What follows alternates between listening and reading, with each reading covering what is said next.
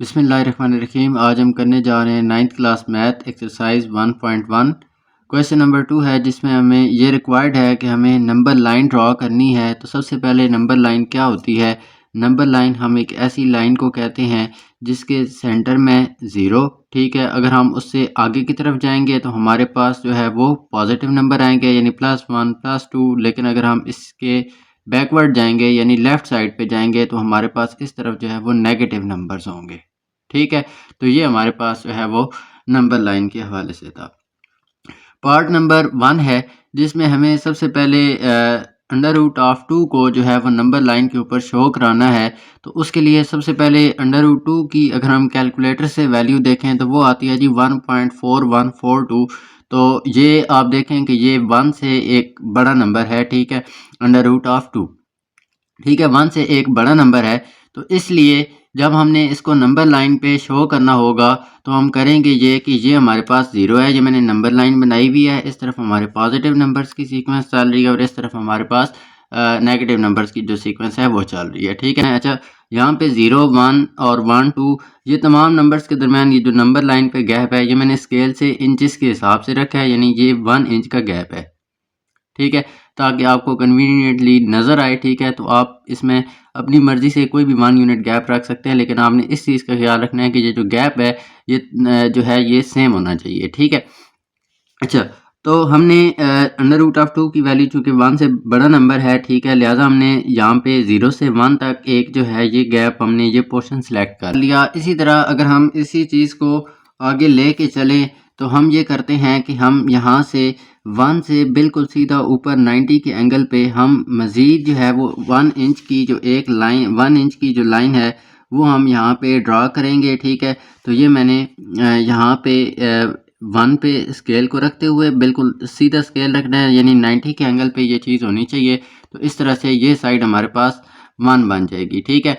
अब अगर हम इस चीज़ को ये जो पॉइंट आया है मेरे पास इसको मैं जोड़ता हूँ जी 0 के साथ, तो ये हमारे पास बन गई जी एक राइट एंगल ट्रायंगल, ठीक है।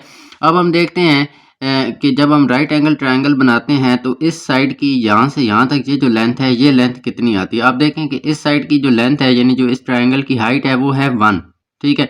इसी तरह ये जो इसकी बेस है वो भी 1 यूनिट है, ठीक है। तो अब हम इस पे ज़रा राइट एंगल ट्रायंगल चूँकि है तो इस पे हम पाइथागोरस थ्योरम लगाते हैं, ठीक है। तो 90 के सामने आपको पता है कि हाइपोटेन्यूज होता है, ठीक है। ये हमारा परपेंडिकुलर है because it is height and this is base, ठीक है। तो पाइथागोरस थ्योरम क्या कहता है? परपेंडिकुलर का स्क्वायर प्लस बेस का square equal to square of hypotenuse, ठीक है। परपेंडिकुलर कितना है? 1 है। बेस कितनी है? वो भी 1 है। एच की वैल्यू हमें फाइंड करनी है। तो ये 1 का स्क्वायर 1 + 1 ये कितना हो जाएगा जी? 2 हो जाएगा। H square is equal to 2। यहाँ से अगर हम दोनों तरफ स्क्वायर रूट लें तो हाइपोटेन्यूज की वैल्यू आती है जी √2। इट मीन्स कि 0 से लेकर इस पॉइंट तक ये जो डिस्टेंस है ये कितना है? ये जी √2 है, ठीक है। यानी कि हमें √2 की जो लेंथ होगी वो हमें यहाँ से मिल गई, ठीक है। लेकिन अब हमारा जो काम है वो ये है कि हमें इस √2 को यहाँ पे नहीं बल्कि इस नंबर लाइन के ऊपर शो कराना था, ठीक है। तो अब हम देखें कि इस चीज़ को कंपास की मदद से कैसे यूज़ करेंगे। हमें ये पता चल गया कि ओ से लेकर इस पॉइंट तक ये जो टोटल लेंथ है ये है जी √2। अब मैं ये करूँगा कि कंपास की मदद से कंपास को इस लेंथ के बराबर ओपन करूंगा। तो ये मैंने कंपास को इस लेंथ के बराबर एडजस्ट किया, ठीक है। तो ये मैंने इतनी √2 की जो वैल्यू है जो उसकी लेंथ है उसके बराबर मैंने उसकी मेजरमेंट ली और यहाँ पे मैंने 0 के ऊपर कंपास को रखा, ठीक है। और ये कंपास को मैं यहाँ से ऐसे घुमाऊंगा, ठीक है। तो जिस पॉइंट पे ये जो कंपास है जिस पॉइंट पे ये जो हमारी ये जो आर्क है ये जिस पॉइंट पे नंबर लाइन को कट करेगी ये पॉइंट जो है ये पॉइंट हमारी वैल्यू शो करेगा किसकी? √2 की, ठीक है। तो इस तरह से ये हमारी नंबर लाइन जो है वो कंप्लीट होगी। नेक्स्ट है जी हमारे पास पार्ट नंबर 2 जिसमें हमें √3 को नंबर लाइन के ऊपर शो कराना है, ठीक है। तो इसमें अगर हम देखें तो √3 जो है इसकी जो वैल्यू होती है डेसिमल में अगर हम इसको कन्वर्ट करें तो ये आती है जी 1.73, ठीक है। इट मीन्स कि ये भी जो एक ऐसा नंबर है जो कि 1 से बड़ा है, ठीक है। इट मीन्स कि जो हमने इसकी भी बेस लेनी है 0 से लेकर कहाँ तक लेनी है, 1 तक लेनी है, क्योंकि जो इसमें डेसिमल वैल्यू आती है इसकी वो कितनी है, वो 1 पॉइंट समथिंग है। ठीक है, नेक्स्ट स्टेप जो हमारा होगा वो ये होगा कि हमें यहाँ पे सेम पिछले पार्ट की तरह यहाँ पे हमने क्या करना है, 1 के ऊपर स्केल को रखना है, और चूंकि मैंने 1 इंच का गैप रखा हुआ था पहले भी नंबर लाइन के ऊपर भी, तो इसी तरह यहाँ पे भी मैं 1 इंच के बराबर जो है वो बिल्कुल सीधा स्केल के रखते हुए यानी 90 के एंगल पे रखते हुए यहाँ पे मैंने 1 यूनिट की एक लाइन ड्रॉ कर ली 1 इंच की। ठीक है, अब इसकी बेस भी 1 है और ये साइड भी इसकी क्या है, 1 है। ठीक है, अब अगर हम यहाँ से सेम जो है इस पॉइंट को अगर मैं 0 के साथ ज्वाइन करूं तो ये हमारी बन जाएगी जी एक राइट एंगल ट्रायंगल। ठीक है, ये सेम हमारे पास जो अभी हम पार्ट नंबर 1 में काम करके आए हैं वही चीज़ आपकी एक दफ़ा फिर से रिपीट हो रही है। अगर मैं इस चीज़ को कैलकुलेट करूं, इस ट्रायंगल पे पाइथागोरस थ्योरम लगाऊं, तो ये वाली वैल्यू आएगी जी √2, जो कि ऑलरेडी हम पार्ट नंबर 1 में देख चुके हैं कि ये वैल्यू किस तरह से आती है। ये चूँकि √3 को जो है वो इसके ऊपर शो कराना है नंबर लाइन के ऊपर, लिहाजा मैं इसको यहाँ से जिसकी लाइन लेंथ जो है यहाँ पे 1 इंचेस है। अब हम क्या करते हैं जी, अब हम इस पॉइंट को जहाँ पे ये 1 इंच एंड हुआ था उसको 0 के साथ अगर हम यहाँ पे जोड़ें तो हमारे पास ये चीज़ आती है। ठीक है, अब हम कैलकुलेट करते हैं कि ये हमारे पास यहाँ पे आपको नज़र आ रहा है कि ये 90 का एंगल है। ठीक है, तो ये हमारा है जी 90 के सामने अपोजिट जो साइड होती है वो हमारा होता है जी हाइपोटेन्यूज। ठीक है, अब अगर हम इस पे पाइथागोरस थ्योरम लगाएं, ये हमारा हो जाएगा जी परपेंडिकुलर, ये 90 के सामने है चूंकि ये हमारा हाइपोटेन्यूज होगा, रिमेनिंग वन इज बेस। ठीक है, तो हम इस पे पाइथागोरस थ्योरम लगाते हैं जी, परपेंडिकुलर का स्क्वायर प्लस बेस का square equal to square of hypotenuse. Perpendicular है जी हमारा 1 यूनिट है, बेस कितनी है जी √2 है। ठीक है, तो इसका स्क्वायर भी आएगा, एच हमें फाइंड करना है। ठीक है, तो ये 1 आ जाएगा प्लस इसका स्क्वायर रूट हो जाएगा कैंसिल, तो 2 आ गया equal to square of hypotenuse. ठीक है, तो ये कितना आ गया जी 3, H square is equal to 3। अगर हम दोनों तरफ इसके स्क्वायर रूट अप्लाई कर दें, ठीक है, तो ये मैंने स्क्वायर रूट अप्लाई किया, इधर कट जाएगा, एच की वैल्यू कितनी आ जाएगी जी √3, यानी कि ये जो हाइपोटेन्यूज की जो अभी मैंने बनाया है इसकी वैल्यू कितनी है जी √3 है। अब इस चीज़ का क्या मतलब हुआ कि यहाँ से लेकर यहाँ तक ये जो लेंथ है ये कितनी है, √3 है। तो अगेन पिछले पार्ट की तरह हम क्या करेंगे, कंपास को 0 के ऊपर रखूँगा मैं और यहाँ तक ये इसको इसके अकॉर्डिंग एडजस्ट करूँगा। ये मैंने इसको एडजस्ट कर लिया। ठीक है, अब मैं यहाँ से कंपास को मैंने यहाँ पे रखा। ठीक है, और यहाँ से मैं इसको घुमाऊँगा। ठीक है, तो इस तरह से जहाँ पे ये पेंसिल कट होगी नंबर लाइन को, वो पॉइंट जो है वो पॉइंट किसको शो करेगा, वो वैल्यू शो करेगा √3 की। तो ये हमारे पास इस तरह से हमने √3 को नंबर लाइन के ऊपर शो कर दिए।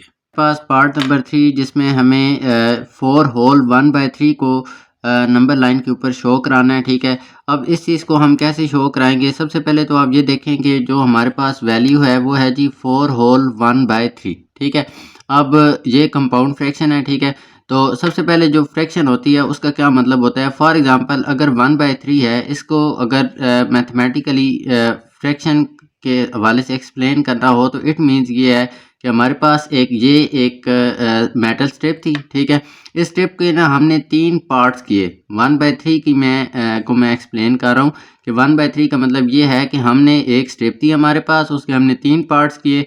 अब 1/3 का मतलब ये है कि उन 3 में से हमने कोई एक पार्ट सिलेक्ट करना है। ठीक है, दिस इज 1/3। इसी तरह अगर 2/3 की बात की जाए, इट मीन्स ये है कि ये हमारे पास स्ट्रिप थी, टोटल हमने उसके कितने पार्ट्स बनाने हैं जी, 3 पार्ट्स बनाने हैं। ठीक है, और उनमें से कितने सिलेक्ट करने हैं, 2 सिलेक्ट करने हैं। ठीक है, तो ये हमारे पास जो फ्रैक्शन होती है उसको हम इस तरह से शो करते हैं। ठीक है, अब जब कंपाउंड फ्रैक्शन की बात होगी 4 होल 1/3 का मतलब ये है कि ये जो वैल्यू 4 होल 1/3 है ये 4 से आगे होगी, पॉजिटिव है, पॉजिटिव वैल्यूज हमेशा राइट साइड पे आगे जाती हैं, इट मीन्स कि ये राइट साइड पे होगी। ठीक है, अच्छा अब 4 होल 1/3 आगे 1/3 आता है। 1/3 का मैंने आपको मतलब बताया कि आपने एक यूनिट को 3 पार्ट्स में डिवाइड करना है। अब 4 से 5 तक 1 इंच है यानी 1 यूनिट है। ठीक है, हमने इसको क्या करना है, आप स्केल की मदद से इसको डिवाइड करेंगे, हम इसको 3 इक्वल पार्ट्स में डिवाइड करेंगे। ठीक है, एक पार्ट ये हो गया, दूसरा पार्ट ये हो गया और तीसरा पार्ट यहाँ से लेकर यहाँ तक हो गया। ठीक है। ये हमने उसके टोटल 3 पार्ट्स किए, ठीक है, क्योंकि यहाँ पे जो वैल्यू है वो क्या है 4 होल 1/3 है। पहले हमने 4 को देखा, 4 से हमें पता चल गया कि हमें राइट साइड पे जाना है। फिर 3 ने हमें ये बताया कि आगे जो 1 यूनिट है उसको 3 पार्ट्स में डिवाइड करना है। 1 अब हमें ये बताएगा कि इन 3 में से कौन से वाला सिलेक्ट करना है। तो इन 3 में से जो आपकी पहली लाइन है, जो पहला पार्ट है, उस पहले पार्ट को आप सिलेक्ट करेंगे। ये आपकी वैल्यू होगी जी 4 होल 1/3 की। पार्ट नंबर 4 है हमारे पास, इसमें हमें वैल्यू दी गई है -2 होल 1/7। अब सबसे पहले तो आप ये देखें कि ये एक नेगेटिव वैल्यू है। मैंने आपको शुरू में बताया था कि नंबर लाइन में हमारे पास सेंटर में क्या होता है 0, और 0 के राइट साइड पे जब हम जाते हैं तो हमारे पास पॉजिटिव वैल्यूज आती हैं, यानी +1 +2 +3, और जब हम लेफ्ट साइड पे जाते हैं यानी बैकवर्ड तो इस तरफ हमारे पास नेगेटिव वैल्यूज आती है। ठीक है, अब चूंकि मुझे नेगेटिव वैल्यू को शो करना है लिहाजा मैं 0 से बैकवर्ड जाऊंगा, लेफ्ट साइड की तरफ जाऊंगा। ठीक है, अब वैल्यू है जी हमारे पास -2 होल, -2 होल का मतलब ये है कि मुझे -2 से इस तरफ आगे मजीद लेफ्ट की तरफ जाना है। ठीक है, अच्छा आगे है जी, इसके साथ आ रहा है जी 1/7। अब 1/7 का मतलब ये है कि मुझे जो है टोटल कितने पार्ट्स बनाने हैं जी, मुझे टोटल 7 पार्ट्स बनाने हैं। ठीक है, तो यहाँ पे हम स्केल रखते हुए यहाँ पे -2 और -3 के दरमियान टोटल 7 लाइंस लगाएंगे। ठीक है, जो कि इक्वल होंगी, जिनमें जो गैप होगा वो इक्वल होगा। तो मैंने ये -1 2 3 4 5 6 और 7th ये वाली लाइन हो जाएगी। ठीक है, इस तरह से हमने -2 और -3 को जो है वो 7 पार्ट्स में डिवाइड किया। ठीक है, अब इन 7 पार्ट्स में से हमने कौन से वाला पार्ट सिलेक्ट करना है ये हमें न्यूमरेटर बताएगा। तो हमने इस 7th पार्ट में से जो हमारा फर्स्ट पार्ट है, तो ये हमारा फर्स्ट पार्ट बनता है, इसको हमने सिलेक्ट करना है। ठीक है, तो ये हमारा आ गया जी आंसर।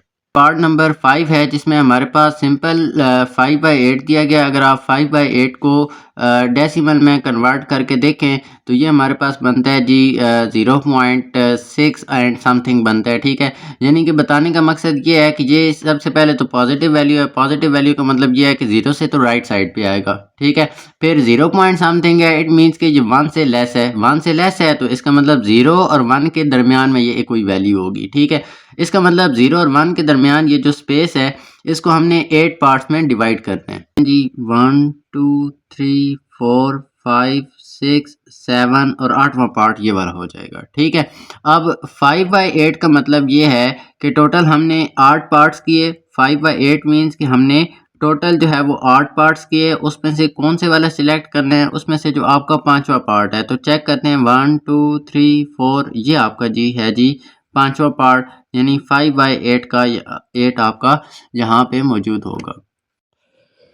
इसी तरह से जी जो पार्ट नंबर 6 है जिसमें हमें वैल्यू दी गई है जी 2 होल 3/4, जो कि एक पॉजिटिव वैल्यू है, विच मींस कि ये वैल्यू 0 के राइट साइड पे होगी।